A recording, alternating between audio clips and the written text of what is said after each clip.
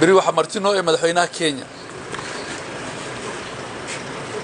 marka madaxweynaha uu tu ballan qaaday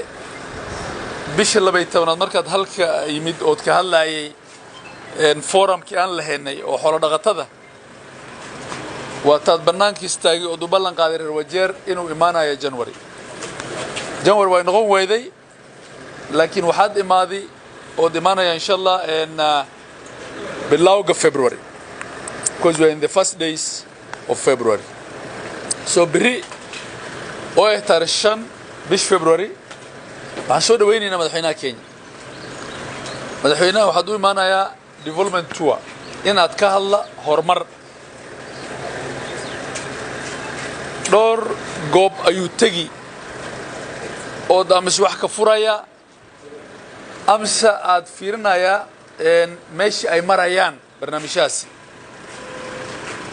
waxa kamid ah affordable housing ka national government ay sameynayso waxa kamid ah staalka weyn oo ka furi doona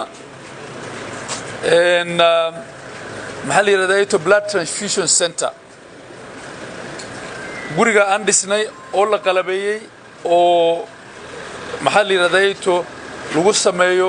kala saarka dhiigga iyo waxyaaba blood transfusion kulleed kadib wuxuu dhax qaadayaa istaalka aan dhisayna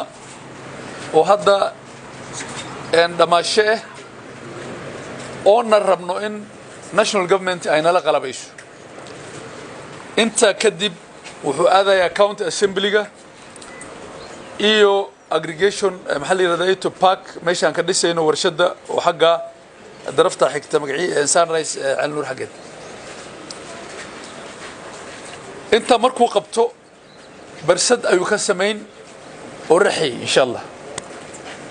اوربنا شعبك اناي سو ودا بخان او انو سو عميران او مدحوينها ان كدغيسنو wixii kale oo barnaamij oo noo keenay wajeer county ahaan fursadna ay lahaanayaan madaxda la soo doortay in ay maaragtay ay meesha ay ka hadlaan oo dibkii amis waxyaaba ay tabanayaan mise ay ka cabanayaan horumar ahaan lixda constituency iyo wajeer